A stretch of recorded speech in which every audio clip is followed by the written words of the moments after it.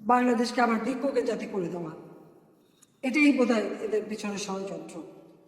তারপর কি এটাই অপরাধ যে আমি মানুষের জীবন মান উন্নত করার জন্য কাজ করেছি আর সেই জায়গাগুলিকেই হামলা করতে হবে? সেটি হচ্ছে সব থেকে দুঃখজনক যে 3 রাত অক্লান্ত পরিশ্রম করে বাংলাদেশটাকে যখন একটা জায়গায় নিয়ে আসলাম, আজকে সেখানে দেখি এই একদিকে জ্বালা পড়া সব কিছু। ঠিক যে প্রতিষ্ঠানগুলি মানুষের সেবা দেয়, আজকে মেট্রো রেলে চলে মানুষ কত অল্প সময়ের মধ্যে সবাই বাঁচিয়ে কর্মস্থলে পৌঁছতে পারতো, আবার ফিরতে পারতো। সেখানে ছাত্ররা, চাকরিজীবী, সাধারণ মানুষ সবাই তো যেতে পারতো। সেই স্টেশনগুলি পুড়িয়ে এখন ট্রাফিক জ্যাম, মানুষের কষ্ট। আমি তো কষ্ট লাঘব করেছি, কিন্তু যারা এইভাবে আগুন দিয়ে পুড়িয়ে মানুষের সে কষ্টে আবার ফেলে দিল, তাদের বিচার এদেশে মানুষকে করতে হবে। আমি এখানে সকলের সহযোগিতা চাই। আর এইভাবে মায়ের কোল খালি হোক এটা আমি চাই না, কারণ আমি তো বাবা মা সব হারিয়েছি। আমি তো জানি আমার ব্যথা কত কষ্ট, কিন্তু সেই কষ্ট বুকে নিয়ে তো ফিরে আসতে এদেশের মানুষের জন্য। এখানে আমার তো কোনো চাওয়া পাওয়া নেই। আমি তো আমার ছেলে মেয়ের জন্য কিছু করিনি, শুধু তাদের লেখাপড়া। নিজেই চাকরি করছে, নিজেই পড়েছে, আমি কতটুকু করতে পেরেছি, কিন্তু আমি দেশের মানুষের জন্য করেছি।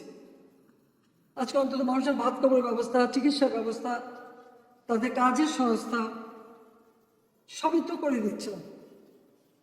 যখন আমরা একটা উন্নয়নশীল দেশের মর্যাদা পেলাম, তখনই এই তাণ্ডব করে ঠিক যে জায়গাগুলো মানুষের সেবা করে সেই জায়গাগুলোতেই আঘাত। শিক্ষা প্রতিষ্ঠানে হল ভেঙে দেওয়া। সবচেয়ে দুর্ভাগ্য যে বিসির বাড়িতে আগুন দেওয়া। এর আগে একবার ঢাকা ইউনিভার্সিটি বিসির বাড়িতে আগুন দিয়েছিল, আপনাদের মনে আছে? রংপুরে সেখানে আগুন দিয়েছে, ময়মনসিংহ কৃষি বিশ্ববিদ্যালয় থেকে শুরু করে বিভিন্ন জায়গায় এই তাণ্ডব চালিয়েছে। রাজশাহীতে এই তাণ্ডব চালিয়েছে। বিশ্ববিদ্যালয়গুলিতে সেশন জব ছিল, আমি সরকার আসার পর থেকে কোনো সেশন জব নাই। লেখাপড়ার মান উন্নত করা, যাতে এখান থেকে পড়ে আবার বিদেশে পড়তে হবে, সে ব্যবস্থাও করে দিয়েছি। কিন্তু তারপরেও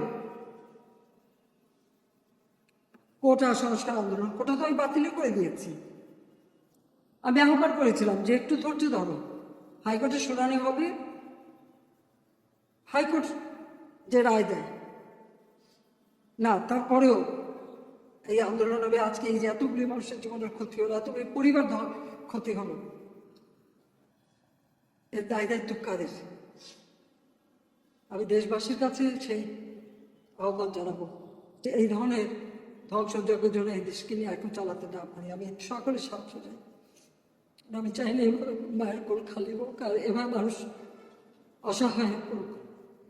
তারপর কি এটাই অপরাধ যে আমি মানুষের জীবন মান উন্নত করার জন্য কাজ করেছি আর সেই জায়গাগুলিকে হামলা করতে হবে?